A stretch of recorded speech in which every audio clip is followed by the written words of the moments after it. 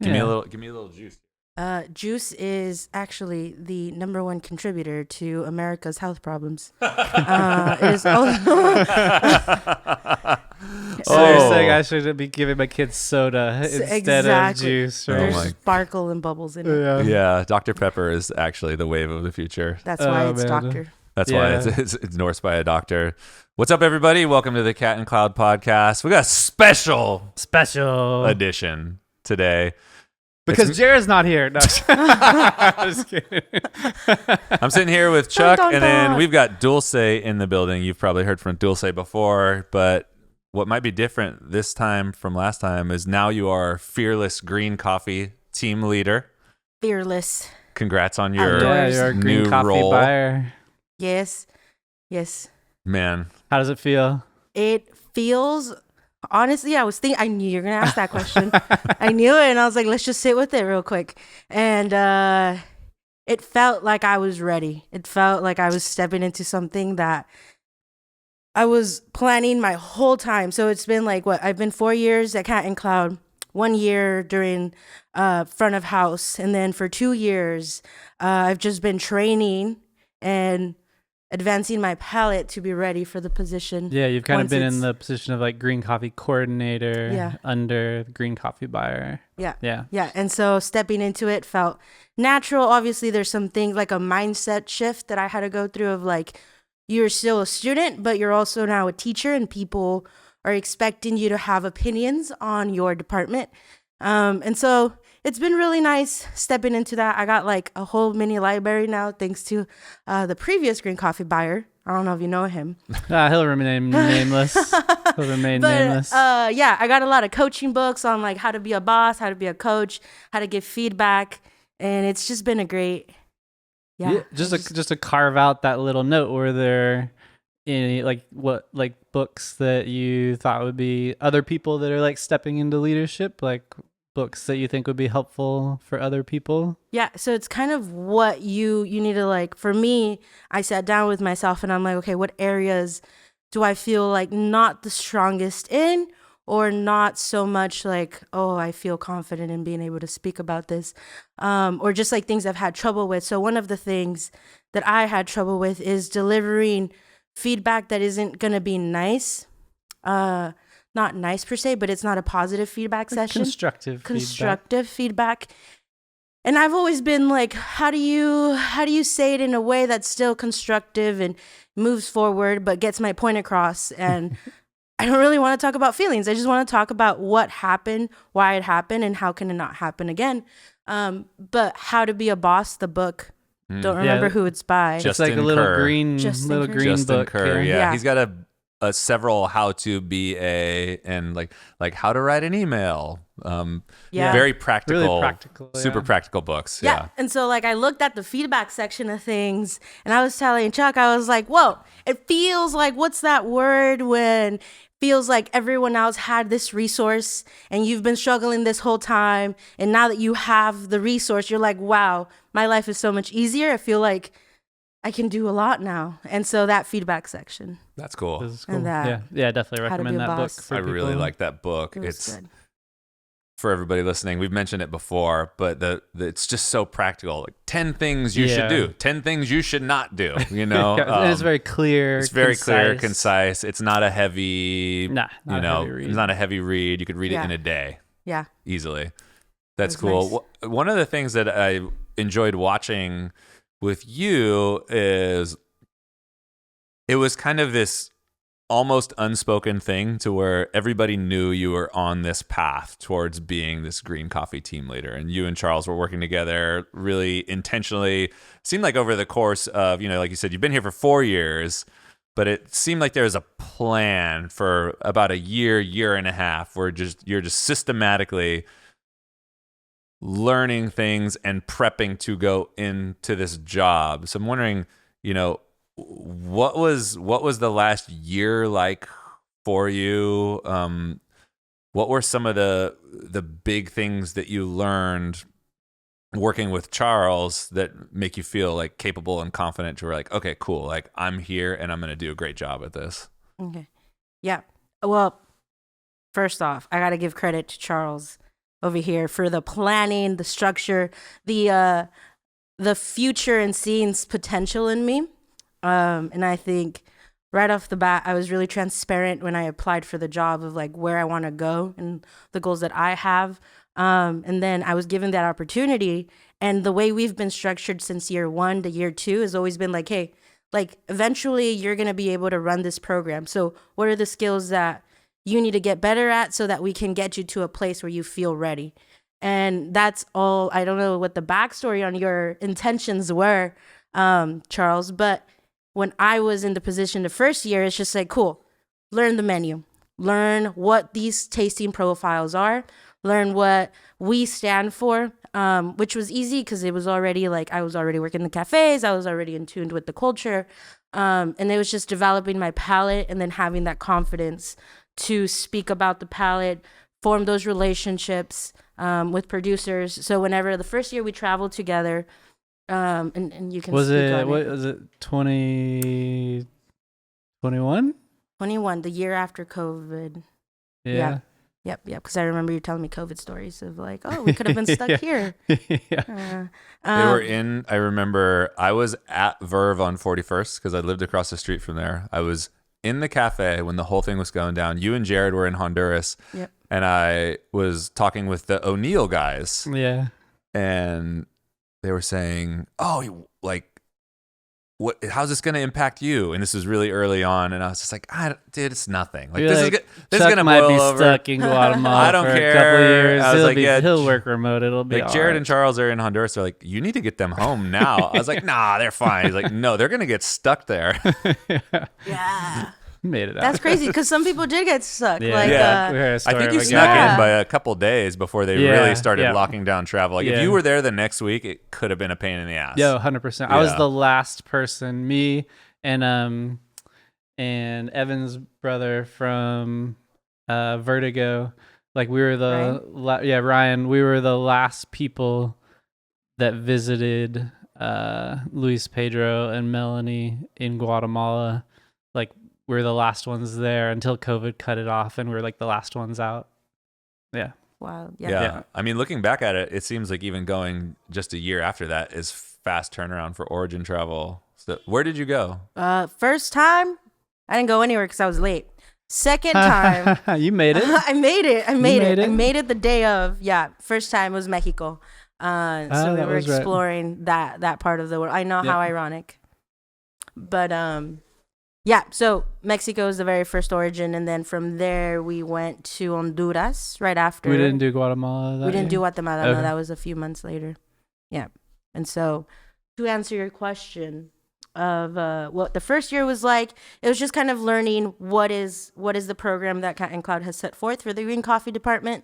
And it was interesting. I was asking myself, I was like, cool, what was it like the first year?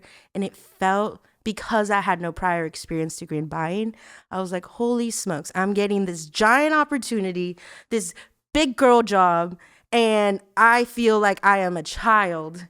And obviously I wasn't treated like a child. I was treated like an adult. I was treated with respect. I was always given the support, both with the resources and the emotional support of like, you got this, we believe in you.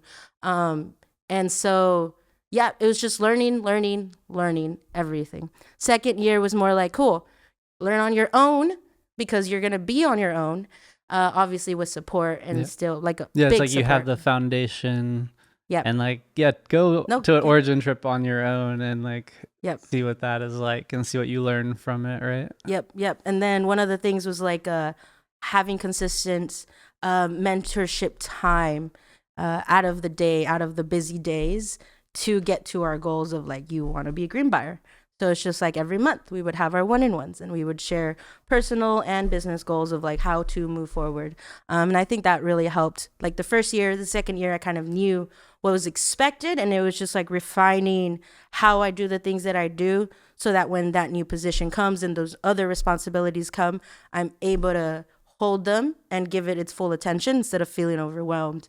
And that's why I feel like coming into that position, I felt ready. I felt supported because of the little things that were moving up to that. Right. So Right. it sounds like you're started with a good, solid cultural foundation, and then you guys work together to develop a plan or an arc, and then the work is yours to do. Yep.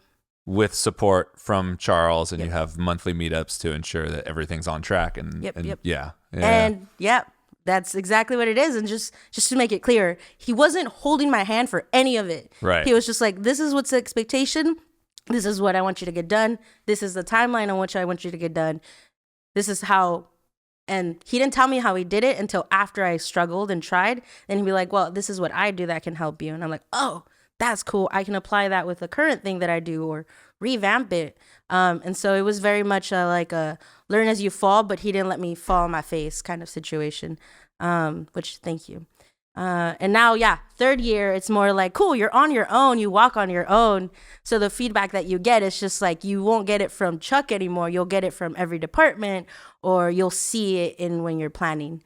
So the feedback is 3, 6, maybe a year later feedback. So it's just like keeping your intention, the culture, and the intention in the frontmost part of your day.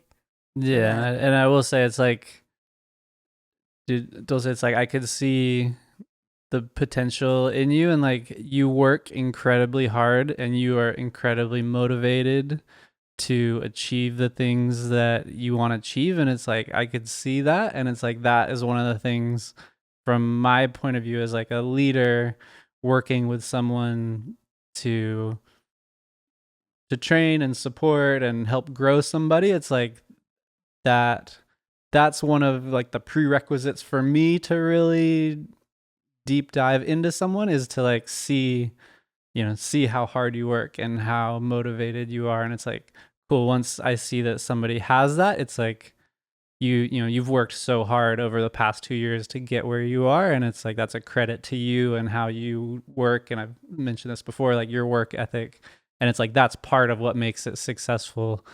Because if somebody's not motivated, if they're not really driven, if they're not really ambitious to get where they want to go, it's like that, just all of the stuff we're talking about, it's not guaranteed that it would be successful.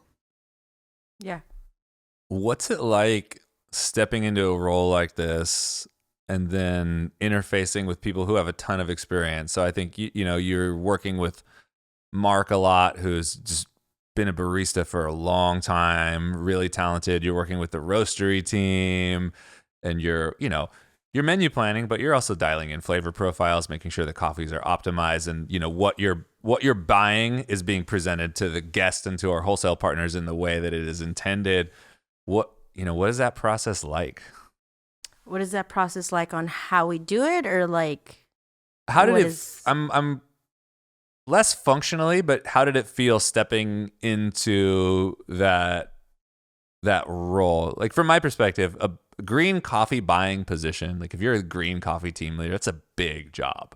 That's an important job. And it's a really rare job, for any coffee company that's roughly our size. Even really big companies might have, 2, maybe 3 green buyers. Coffee companies, you know what I'm saying? Like roasteries. So, right. So it's a pretty heavy job. I'm just kind of wondering how it felt to jump in there and do all that stuff. With the work big with dogs in that pool. Right, you know what I'm saying? Manifest that. Which is really funny because one time, so again, just I've had the opportunity to talk with a lot of importers, exporters, producers, and a lot of people like in SEA. They're very experienced. Everyone around me is super experienced, and I'm like 4 years in, first time specialty. It's just like, oh, is this what it can be? Oh, is this what it can be? Here's the history. There's a big just array of what to learn. And it's always been a very welcoming community. And it's always been very welcoming, very supportive, very encouraging. And it's more of being transparent where I'm at, which has really helped, of just like, hey, like I'm learning this. This is my first time learning this. What do you taste? Because I'm not tasting that strawberry you're tasting in Kenya. And so being transparent with that and having that student mindset of like you're learning, you're taking in things from people that have already done this, so that if I'm able to learn from people that have already spent 14 years in this industry, maybe I can supplement it later on with the things that I learn and where we're heading. Which is really interesting. Yeah. And giving you the skill set in terms of like part of that year too is like, cool, you're going to do the Q. Yeah. Right. And so it's like, you know, we're going to support you to do the Q, and then that will give you, again, foundational knowledge of tasting and skill set there to, again, help build confidence along the way as you have conversations with people in other departments at Cat and Cloud or at Origin, other places. Like, do you think that was like a helpful like pit stop or skill building place along like in your journey? You know what? It's weird you say that. Okay, so Weiser told me to speak honestly. Okay, and he can always just edit this out. I would tell you to. We would all tell you. That's pretty good advice, I'd say. But so I understand. Like I understand the hard work that I've put in. I understand who I like, what I'm tasting, why I'm tasting these things. And interestingly enough, when I got the Q, I mean, I was very proud of that accomplishment because my brain, like, I've never used my brain so much in such a focused time for like 10 hours a day for 5 days. I was like, holy smokes, my brain is fried. But so I felt accomplished, and I was like, this is my secret. This is my tools. This is going to help me better myself in my job. I did see a shift on how people treated me though. I saw a shift on going from the student, and that was their transition, not my transition. Right. Going from a student to you're a professional now. And that was an interesting transition when I got that certification, because it's just like, I'm the same person. I just took a test based on my previous knowledge, you know? And I did learn some things, and I have applied them now. And so that did help. It helped me knowing like, hey, this is what I think it is. And I know 5 people said it's not, but this is what it is, like a defect per se. When we try a defect, it's just like, great, I know you guys taste a defect, but those are the Quakers, or if you're going to call it a defect, here's the 4 things that you should consider as a defect. Because then I can't go and claim it to someone else and be like, hey, your coffee has a defect, when it doesn't. It's just so many Quakers, or, you know, different things. So that's the answer to my question. It was a tool to help me. I think it also fueled my ego a little bit of like, yes, I can do this. Yeah, it is an achievement. But it was interesting to see that transition when how people treated me. That one was an yeah. I think there are different like certifications in different industries, whether it's finance industry or coffee industry, or I'm sure probably every industry where there are like like a grand sommelier or master sommelier in the wine industry, right? It's like, I think there are these things that from the outside people will look at and be like, oh shit, like it like conveys some like it conveys some image as like an expert in the field. And I think in coffee that is the Q. Yeah. I mean, it's a really interesting cultural perspective to have, and it's really interesting to kind of dissect what are the external cultural factors that are shaping the way people see you and the amount of, I don't want to say respect they're willing to give you, or the amount of weight they're willing to give your opinion. And in some ways, I think it's cool to have those accomplishments under your belt, and I have several of them myself. And in other ways, I find it incredibly annoying that, and you just kind of said it verbatim, you're like, I'm literally the same person I was yesterday. Now I have this sticker or certification or trophy or whatever it is, and now all of a sudden, people want to listen to what I have to say. And I totally get it, but I also find it like obnoxious. Because it's like, dude, you can't just, and again, like the world's complex. So it's like, I don't expect anybody to see anybody for exactly who they are, but like, I don't know. Yeah. It's really interesting because at some point, especially with coffee and coffee cupping in particular, like when you're dealing with something that is potentially as abstract as taste, at some point we have to get out of the I think, and someone has to put their foot down and say, this is what it is. Yeah. Like, this is what it tastes like. And it has to stop being... Yeah, it's not like everybody's right. Right. It has to stop being subjective and become somewhat objective for us to actually move forward, because it connects to so many different things. You know what I mean? It's not a little thing, tasting notes, because it dictates how the guest is going to receive that coffee. It dictates where it fits into our menu. It dictates how we're going to brew it. All these different things are tied to what we say this is. Like, aside from just making the promise that this coffee tastes like this, and having people have this dissonance to where, like, it actually doesn't taste like strawberries at all. What the fuck is going on here? And just real quick on that, I think it's interesting. It ties into like barista competitions and coffee competitions in general can be really important to people's livelihoods and like people's paths and careers, and especially coffee. Like, you win a barista competition, you win a brewer's company, that could be like a launching pad for you, being able to get investors to start your own company that can change your life. And it's like those competitions are based on just what you're saying, where you have to say exactly what you have to know exactly what those flavors are, and the judges have to taste exactly what those flavors are, and that is what is right. Right. Right. Exactly. Which is, exactly. Yeah, go ahead. That is interesting, because then, which reminded me when I was judging, is there was a particular note when you were talking about, like, is it pleasant or unpleasant? One of the coffees we tasted, it had a really dry finish.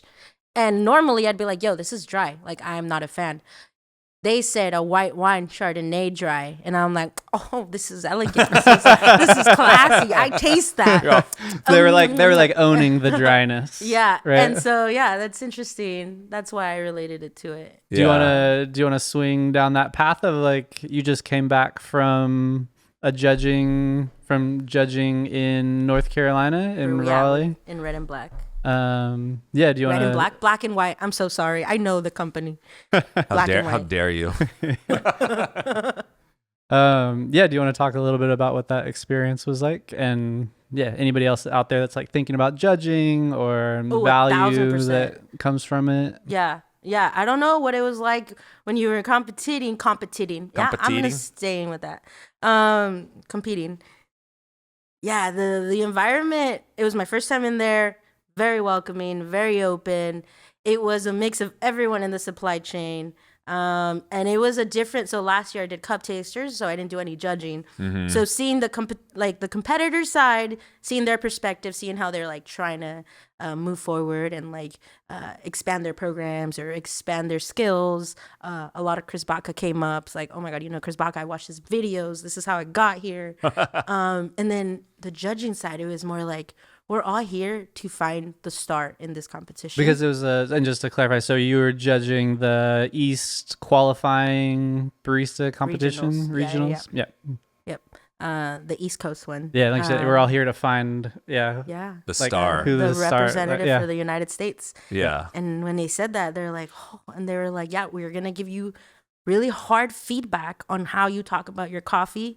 You can't be prejudice towards like your language. You have to be careful on your language. You have to be careful how you give feedback, because one, you're here to like improve your fellow competitor pool, but you're also here to constructively give feedback for someone that's looking to go to the next level. Yeah. And it was so interesting. I was like, this is intense. And you just let me come in here, no requirements of anything. Well, you had to take a test, right? Not at all. I just signed up, sent my email, really? Said, can I join? And they're like, yes, we'll have you. Was there a workshop? Not at all. There was a workshop. There was a workshop, Maybe right? they've heard of you. No, my name had nothing to do with it. So workshop, but no test after the workshop? So the workshop was just calibration. For 8 hours on Friday, we calibrated.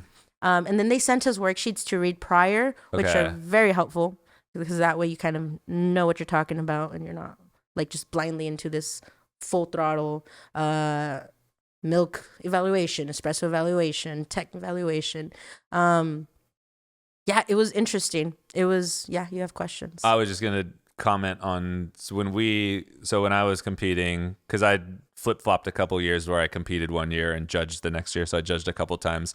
And it was pretty similar. It was a workshop. I don't even think our workshops were a full 8 hours. I feel like they were probably closer to 4 or 5. And then there was a little written test afterwards, which for some reason I was really stressed out that I was not going to pass the test.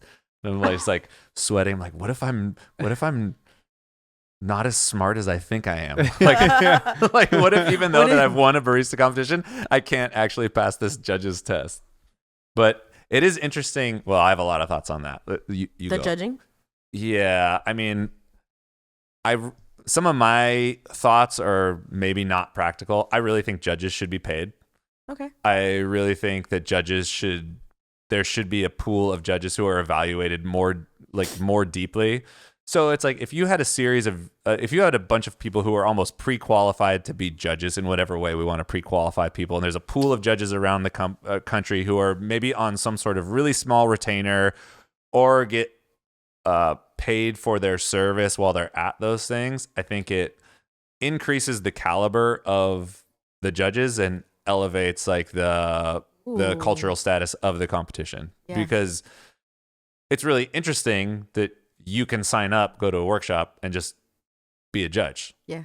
You're a professional, but they don't know that. Yeah. You know what I mean? But you had to apply and like give your background and like give information about you. It wasn't So like there was some pre-screening. I think there's There is some some pre-screening pre-screening. that Yeah. like if you're like this is my first year as a barista, Yeah. So you say that. Interestingly enough, my panel of peers were all first-time judges. Right. And 3 of them were previous barista competitors. Yep. And I was not a competitor, but I was still there. But I was in the that industry. makes sense as a previous competitor. Like a lot of previous competitors, like just like Baka's saying, like go on to be judges. I was more like, oh, this is like my first year ever being a barista, and like I'm just gonna like hop in and be a judge now. It's like I think. But there were people like that, I'm Yeah, sure. there was someone in accounting, solely accounting, nothing to do with coffee, just a fanatic. Yeah. There was someone else who was doing business in like Florida, who really enjoys coffee and really likes the scene, so he wanted to be part of it. There was one guy who was looking for friends in a community. Yeah. And he's like, nothing to do with coffee, but I'm a fan. Right. Yeah. That was a big point of contention for me. It was something that I never really liked because I always felt it's exactly what you described, where okay, you're here to give honest feedback, but you're also here to help grow the community. So as an expert. But I think one of the things that helps judges not only judge well, but find the right person to represent the community and help lift up the other people who aren't that person in the community is a certain amount of empathy and understanding of the community. So one of the, like in my day, and maybe it's really different now, but when we had judges calibration and the head judge had to step in to change things, 8 out of 10 times it would be someone who was not a working barista, not a working coffee professional, and simply a coffee fanatic or, some sort of internet keyboard warrior kind of person. The person whose scores changed. The person whose scores changed because they have a completely disconnected sense of what should be, and they're also really opinionated. Like it's easy. Well, it's easy to be really opinionated when you don't have to do it for a living. You have this veil of protection towards like you're not behind the counter serving people every day. Or understand the impact of the words that you're using. Right. Yeah. And it's like they're not cupping hundreds of coffees to see what fits on the menu. They're just like a really opinionated guy. That really likes coffee. Anyway, I always felt judges should be paid. I completely understand why it doesn't make sense functionally, but that's just a thing. Yeah, well, just to be, again, super transparent with my experience, everyone there was very much, oh, you didn't see that? Huh, I saw this, but I can see how that is that. And yeah, I felt like, so they do calibration to make sure, that's what's interesting. Let me start over. Yeah. Flavor and taste are up to the person depending on their background, their culture, their diet. But that's where the numbers come in. And so it's just like what I thought was a 2. They also thought it was a 2, but I tasted pineapple. They tasted strawberry. And, who knows who's right? But we scored the same. And so we'll leave it at that. And so then that's up to the barista's discretion to come ask me, why did you taste strawberry and gave it a somewhat accurate when they also tasted pineapple and it was somewhat accurate. And I could be like, well, I gave you a 2 as somewhat accurate because I tasted strawberry and pineapple after deliberating with the team. So that's what's something I really enjoyed. We all shared our opinions of what we tasted in the coffee, and then we calibrated with each other. It's just like, hey, I know you tasted strawberry. I tasted that acidity of the strawberry, but it had more of the lingering pineapple finish for me. Mm-hmm. And they're like, okay, I can see that. I'm going to stick with my score. And then you have a head judge there who tried everything, and they're like, there was strawberry and pineapple. It's like, oh, cool. We were both right. We both gave it the same score. We can move on. Right. And they also mentioned, and I don't know how it was. I don't know if it's like that every time you judge. But they did mention, I was like, well, we went through this super fast. Like there was not that much deliberation because you all agreed on it. And so maybe my particular group was super calibrated in the chillness. Not the chillness, super calibrated in the like, let's just take everyone's opinions and find something that works for everyone, and we'll give it an equal score. Which was really great when I was able to judge the winner of the East qualifiers, because we're like, whoa, why didn't I gave it a 5, or I gave it an amazing. But if I know they're going to come at me and tell me why I didn't give them an extraordinary, I know they're going to ask me. I need to know. And everyone was on the same page. They're like, we need to know why we didn't give this a perfect score. Yeah. So we all talked about it. And there was a lot of times where I was just like, oh, I don't taste any of what you guys all said, but I have the same score. They're like, yeah, that's fine. Okay. So I don't know. Really it was a very welcoming, not so much tension of like, you're wrong, you're right, you're wrong, you're right. Yeah. And that's what I meant when I said welcoming. Yeah. Which is good that like I feel like that it sounds like everyone was there with with like the best intention of like doing their best to like what we talked about to give people accurate feedback, to promote the industry, and to do it in a positive way, and not to just be there to like be like my opinion is better than other people's. Yeah. Someone did cry though. Competitor or judge? Judge. They're like, this is intense. Yeah. But it was great. They found their spot. They're like, this section is not for me. Technical side is more for me.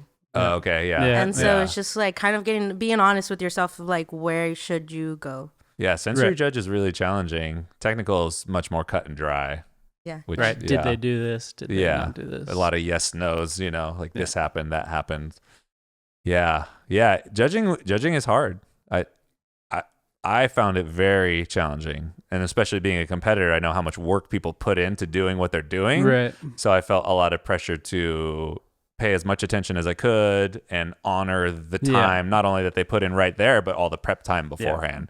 So it was tricky. Yeah. It's a lot of mental work. And big shout outs to like the head judges too, because everyone was like, cool, prep for this. They had some like, what is that caffeine that helps you reduce the caffeine intake?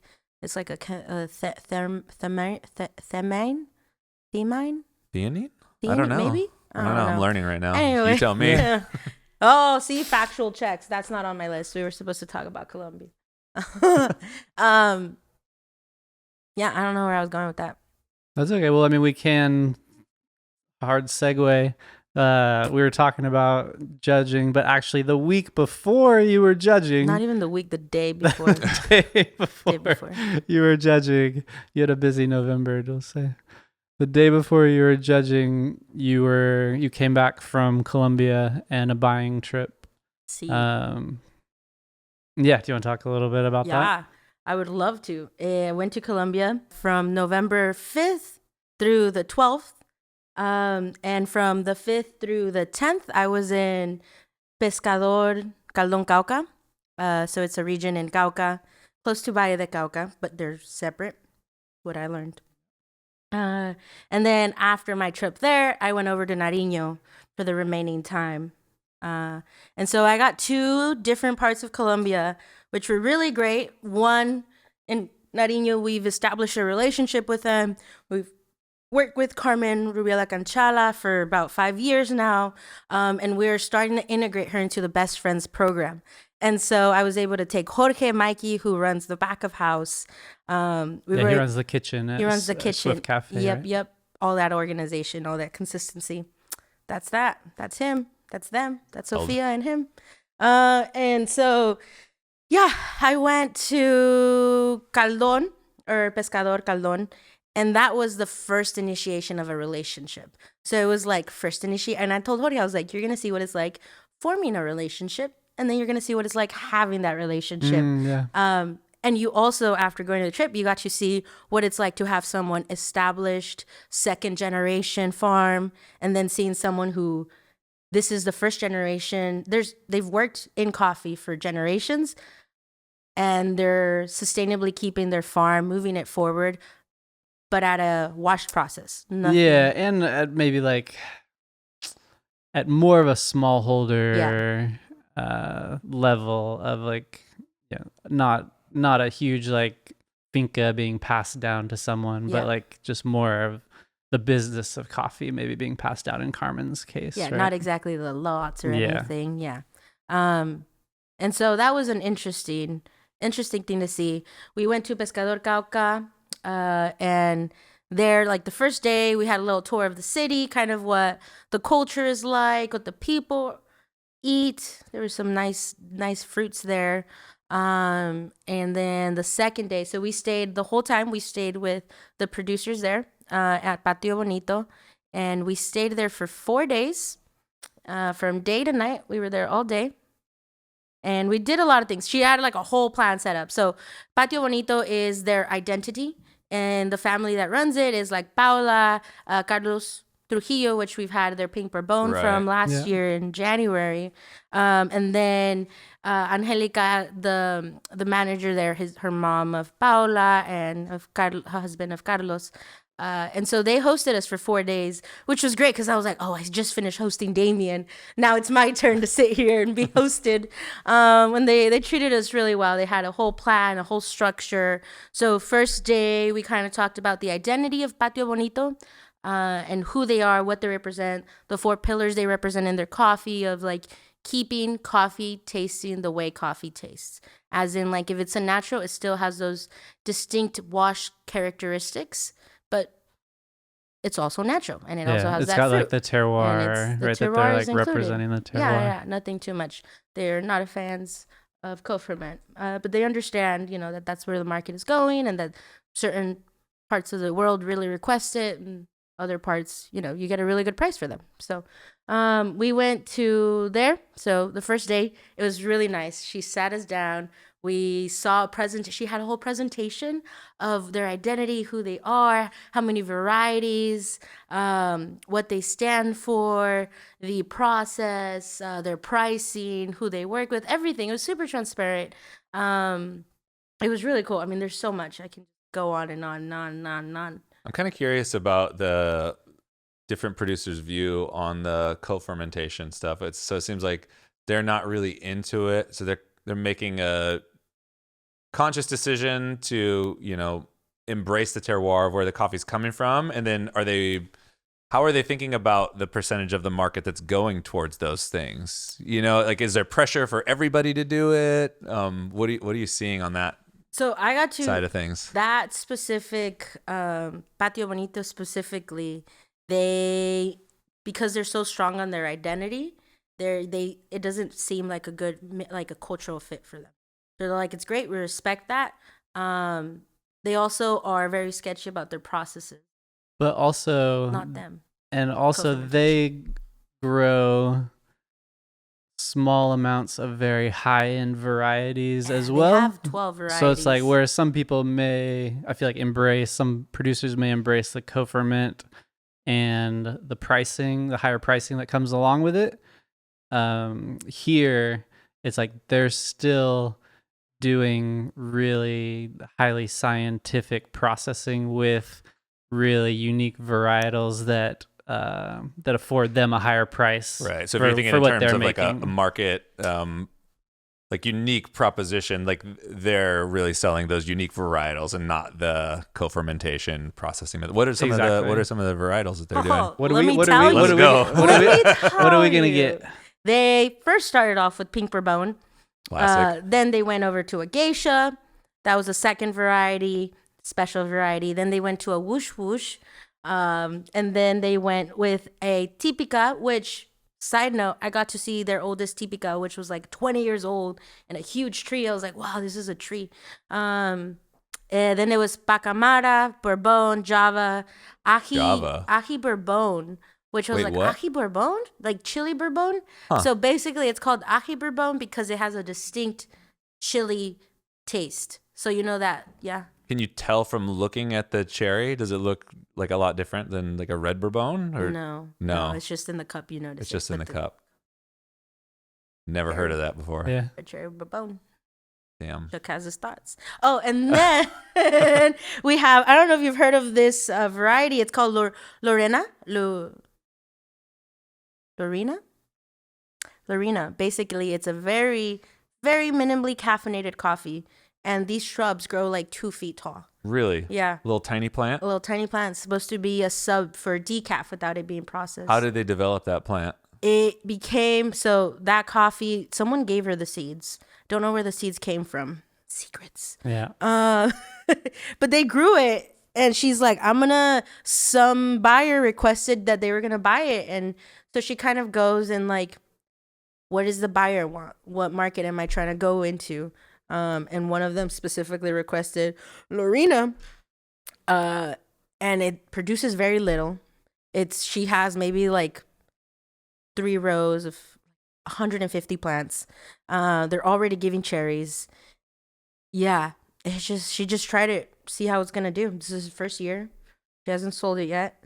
Interesting. So Yeah. did they measure the caffeine content in the brewed there's coffee? like a whole, see, I didn't have that fact sheet, but they measure the caffeine, and it's supposed to have a lot it still has caffeine, and it's gonna have more than decaf, but it has a lot less caffeine, which means it's also prone to a lot of those More coffee diseases. yeah. So that's why she kept it really small. Yeah. And something really cool about one of the farms that's by her house is she planted 2 rows of all those varieties. So it's 12 varieties in total. I don't know if I named them all, but 12 varieties in total, all in that farm. So when someone comes visit, they can see all of the ones they have without going to the different farm.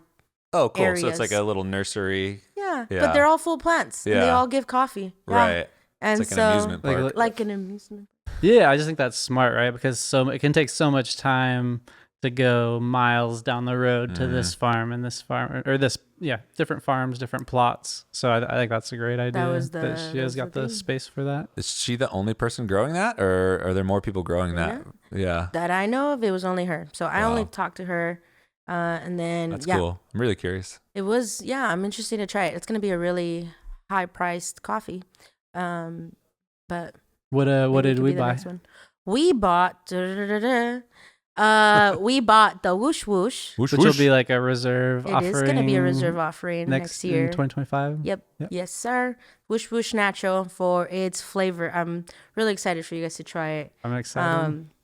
I'm excited just because I feel like the Patio Bonito's coffee mission was similar to ours, of clean, complex, lasting finish, but really like stay true to the coffee, and it's a natural. And so Paola was a chemical engineer before she decided to hop on the coffee train. Okay. And it was really interesting. How big is their farm? So they have 11 hectares. Okay.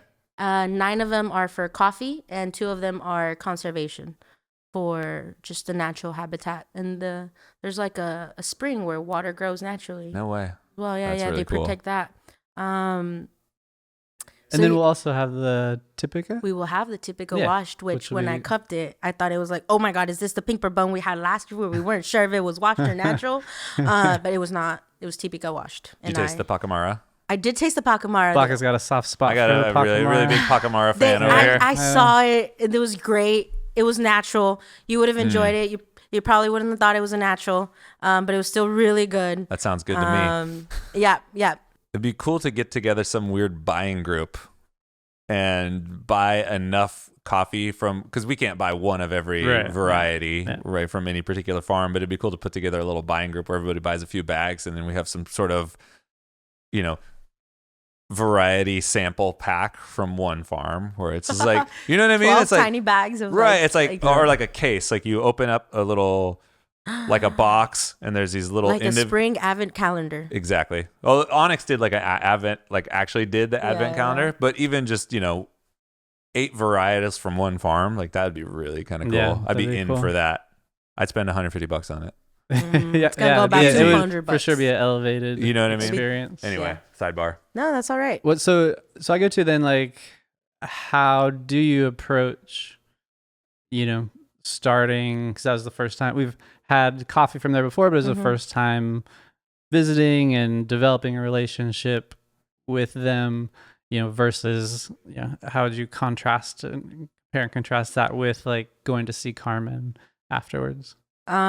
So I did compare them after I reflected on the trip, but not during the trip. It was interesting because it was just like, hey, we would like to work with you. Like the first trip at Patio, and it's like, we would like to work with you. If you would have us. And they're like, stop saying that. Of course we did. We wouldn't have housed you for 4 days if we didn't want you to buy our coffee. And I was like, okay, that's true. Okay, I'll stop saying that. It was just interesting to see, like, obviously I was really comfortable. I was really safe. But I got to see, so we had the privilege of going with one of the exporters. And so at the table, there was a moment where I sat down and I saw us, you know, a roastery buying. We saw an exporter, we saw an importer, and we saw the producer who's currently running the farm. And then we saw the dad of that producer who used to run the farm. And so it was like in that table, the whole supply chain. And they were all very transparent, very trusting. Like, this was the new start to something. Who knows where it's going to take us? So it was like a really refreshing kind of possibilities situation, because they did take us to a lot of other places that are trying to move forward coffee and specialty coffee in particular and make it sustainable. And so, yeah, seeing that, and they're fueling to keep it going and make it sustainable for everyone, make this something that they can make a career out of. But they're already in the second stages of, like, they know where they're heading. They're financially, I don't know their finances, but they were a little more set and where they could name the price of the coffee. Of, I want to get paid this much. And for a producer to get that, it, like, you got to go through a whole big journey. Yeah. It doesn't just happen it's not overnight. Just the first year that they're doing that, right? Exactly. So seeing that, I'm like, wow, who knows where you're going to go, whether it's with us or not. Like, you're going to have a name for yourself. This is your legacy, and I'm starting to be part of that. So I noticed that when I was there, and that was really fun, really refreshing, really heartfelt, because it wasn't me. I was considered the buyer, but I wasn't like the buyer. I was kind of there tagging along. They're buying exactly. Like so it's like they're buying things. I'm just tagging along to what they're buying. And so I was able to put my heart into it, and it was really nice. It was very much female led. It was a very female led trip. It was just like, Paola is female. I got to spend time with her mom. We went to like co-ops that were all woman led. And just like women trying to keep their families going because, you know, maybe something happened to their husband. So now they're the breadwinner. And so seeing those things and seeing how people like are trying to live off of coffee was amazing. And then moving forward to like where Carmen is, and when we go visit her, it was like, I'm going to go see family again. It's just like, it's that time of the year. I already know we're going to Nariño. We're going to this place. Oh, that little hotel looks familiar. We're going to fly into the airport on the cliff that, you know. There's actually less turbulence. People clapped. Can you believe that? We landed and they were like, and I was like, why? If you show people a picture of this airport, it looks like out of like a movie that you're flying into like you are flying into kind of like a high level jungle in this very very isolated place, Yeah. right? It's literally like the airstrip is like right on top of like 1,000-foot cliff drops, Like that. Just Ooh. like that. No. And the plane stopped like right here. No, dude. Yeah, and it's like you circle around and you see the cool. cliff, right? It's It's like- like as you're coming into land, you circle around, I'm and so straight off that. that yeah. And it has happened. I understand. That's why some of people, the it does. clapping, Like, you know. Straight they have to off, go huh? again and they have to go back to Bogota. Can you imagine? But I mean, again, it's like that's one of the reasons. Not, I mean, those are. I don't know. Just personally, I like to try to find coffee in places that are a bit more off the beaten path, and Nariño is much more off the beaten path than like a Cauca is, being closer to Bogota, closer to that. Nariño is right on the border with Ecuador, and so I think there's something to working with and partnering with people that are in more sorry, like I laughed isolated 'cause places. My intrusive thought was the more dangerous it is, the better the coffee. And I mean, I recognize my own, right? It's like my own, what is it, like push when I was younger to go work in Ethiopia, Kenya, and to go work from there in South Sudan. Like, it's like I recognize that I have this tendency to push. I went up that little cliff for further than Carmen, and I is, was like, "Oh, yeah. Chuck climbed this last year, and he left me the year before. I see why." Yeah. When you're going to places like that, Chuck, do you feel like you enjoy the off the beaten path because it reminds you of that time in your life, or like you're up for the adventure, or is it you think there's something interesting about the coffees that are coming from there? Yeah, both. I mean, both. I think there has to be something interesting for the coffees, and I think that there's more opportunity to find unique coffees in places that haven't been as traversed. Right. It's like there's more opportunity to find something unique somewhere that people haven't really been looking as much before, versus like You're not going to find a diamond in the rough in Cauca because there is no rough. Yeah, It's like a known factor. 100%. Yeah. So it's like part of it is that, and then part of it is like to support people who are in more isolated places. Like having seen that when I worked in Ethiopia and South Sudan, and to see how that there are struggles that people in more isolated places have due to logistics, supply chain, all these kinds of things that people in more central locations don't have. And it's like, I think it's nice to try to work with people like that and bring them into the marketplace when it's possible. Yeah, when it makes sense as a partnership. That mentality is why I got hired. That's like, oh, I see a diamond in the rough right there. Never had those kind of resources. Yeah, and just that. That's how. Yeah, I resonate with that, and I want to carry that into like how I develop the green coffee department moving forward. It's just like not losing those intentions and that heart of it, of like, hey, we are a platform for people, and we are a platform for, sometimes it works out. We find these beautiful coffees that are super unique and super high valued. And sometimes we found these really high, like really good coffees that are really good and really comfortable. And this is the opportunity for us to help those people, get into that sector of something they probably never imagined. Specifically, like for Carmen, I asked her, I was like, what's the most surprising thing you felt when you started working in specialty coffee? And she said, the relationship that I found with you guys. I started this business only expecting to sell to the market, and I'm happy with that. Yeah, so like commercial. All I want. Yeah, that's, a sustainable, consistent pay. And she's like, when I heard that I was getting a buyer that was outside of Colombia, it's just like that gave me hope, that gave me passion, that fueled the work that I'm doing, well, that she's doing.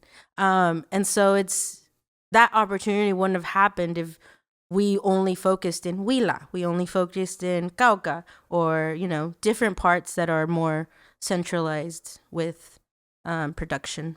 Yeah. And so, yeah, I think it's really nice to find those cool relationships that align with us and that we can help not help, but Partner we can with. partner with Yeah. and bring along, because that's how Cat and Cloud started, bringing along people and growing together. And maybe one day we'll be really, really big and we'll have 1,000 people backing us because we worked with those people from the beginning. Yeah, so that's what I've noticed from the green coffee department, that I'm like, pew, pew, pew, let's keep that going. Yeah, but Carmen's trip was beautiful. We ate some cuy, some guinea pig. Guinea pig round 2. Yep. I tried the casero, which is like so the first year I went, I tried casero, which was home cooked. So, and I don't know if you want to like back up. So it's like, I feel like, guinea pig is kind of like, would you say it's kind of like I don't know, part of like the cultural food landscape for, I mean, a lot of Ecuador and some of the Peru, Ecuador, and then that very southern part of Colombia is where you find it. You won't find it in like around Bogota. Did not see it. Yeah, but it's very like unique to that part of the Delicacy. world. Yeah. Yep. I know, because I really enjoyed like the organs of it when we were there together. Yeah. It's grown on me. I can look past the tiny little eyes and the tiny little feet. Just looking at you. Yeah. But yeah, it was really great just to be there with Carmen. We got to sit down. She always brings us this giant amount of food. Just like, here's half a chicken. I was like, oh my God, I'm stuffed. And then let's walk up this giant farm. And then, no, I didn't throw up. But I was like, you guys got to go ahead. I need a break. Yeah, her farm does go up a lot of elevation. And you're already at elevation too. I mean, you're at 6,000 feet, 2,000 meters, 6,000 feet. So it's like you're already... there's already less oxygen up there, and then you're walking up a couple hundred meters. Yeah, my favorite, where her farm is. Yeah, my favorite is when they get the machete and they're like, "We gotta go this way," and they're just like, "Okay, we just gotta follow where he's breaking up all the branches." Just kind of go in through there. Yeah, it's a really cool. It always fills my heart when I go to Carmen's, and then understanding that my heart. And that's something that I thought about. I was like, you guys are going to ask of like how, like, making sure that I have my heart on my sleeve and being transparent, but also understanding that this is their livelihood. This is their life. This is what's pushing them forward, and what's feeding them and making this their career. And I'm like, we are on the same path of making green buying a career, as well as them, making coffee production a career. And so it was really nice to just work alongside someone that wants to keep moving forward and growing. And it was just really great. I mean, some of the things that were interesting from Carmen, and some of the hurdles that she has now moving forward is, like transportation. So the co-op they previously worked with has a lot of debt. And so they're no longer working with other programs. And so when Carmen went to deliver her coffee, they're like, we want to deliver this for like a single origin, which would then probably be for Cat and Cloud. They're like, oh, we don't work with those programs anymore. And so she talked to the people that we worked with, and they're like, you're going to have to transport your coffee a little further now. Right. Because that mill that she was previously taking it to just kind of blends everything together, sells everything at Sea Market. Is that? Sells everything at Sea Market, yes. Yeah. And it's like a regional lot. Got it. And it could get like a nice tier, but it won't be like a specialty coffee tier. And so it's just like building that trust again with her of like, hey, you have a buyer that's here, willing to buy your coffee. You're just going to have to drive an hour more. And so that's like the pros and cons of what I found and those are the conversations I haven't had with her yet. I don't have that relationship with her just yet to speak on that like that. But I did notice that, we can. That's what the Best Friends Club is just being alongside them and showing them support when they need it. And when it comes down to like, showing them support. And that's why visiting, human visits to the places are so important. It's just like, hey, I'm committed as long as you're committed. And as long as, obviously quality is there, but we're here with you on this journey. And that was one of the things that a little dip in the journey to see where it goes. It's kind of the test to see how strong the relationship is. Yeah. And so I'm curious to see what 2 years from now looks like. But it felt really great. It was really heartwarming to hear her, to see her husband, see how her kids are doing. And have Jorge go as well. It was really cool to see him just like, that's where it was really nice for me to like, cool, you are the heart. Like, at least for Patio Bonito, like, go and, open your heart, be who you want to be, do everything. I still kind of have, like, behind me the buyer mindset of, like, cool, I can't fall in love right now. At least with Patio Bonito, I was like, I can't fall in love. Like, I have to put that aside and put the, like, is this good for our menu? How are our guests going to see this coffee? Are they going to appreciate it? Are they going to enjoy it? Does it fit our mission? And it was great seeing Jorge kind of, like, go out in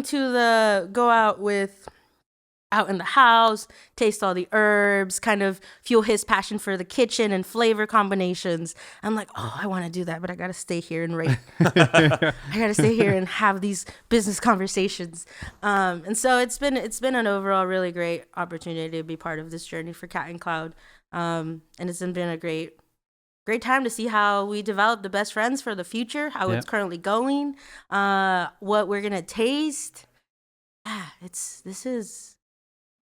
Dude, appreciate you. Yeah, appreciate you sitting down and talking with us about it. Yeah, this is awesome. We got to do this again because you have ongoing adventures and